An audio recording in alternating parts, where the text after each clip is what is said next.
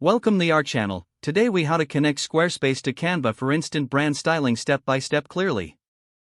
To connect Squarespace to Canva for instant brand styling, start by opening your Canva account.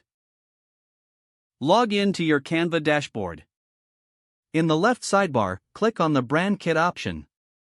If you don't see it, select More to find Brand Kit. In the Brand Kit section, find the Connect Your Brand option. Click on Connect next to Squarespace. You will be prompted to log into your Squarespace account. Enter your Squarespace credentials and click Sign In. Once logged in, grant Canva permission to access your Squarespace account. After authorization, return to the Canva Brand Kit.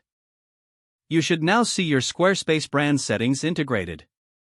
Now, customize your brand colors, fonts, and logos in Canva. Use the Upload button to add any logos or images from your Squarespace. Apply your brand elements to your designs directly within Canva. When ready, download your designs by clicking on the Share button. Select your preferred file format for export. Use your freshly styled designs on your Squarespace site with a cohesive brand look.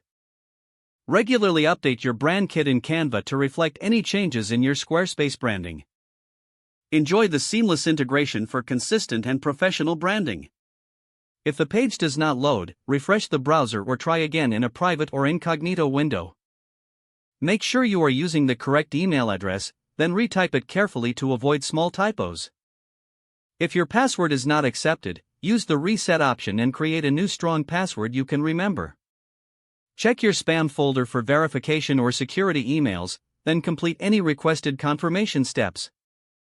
Enable two-factor authentication if available to improve account security and reduce unauthorized access risk. After signing in, review your profile details so your contact information and settings are accurate and current.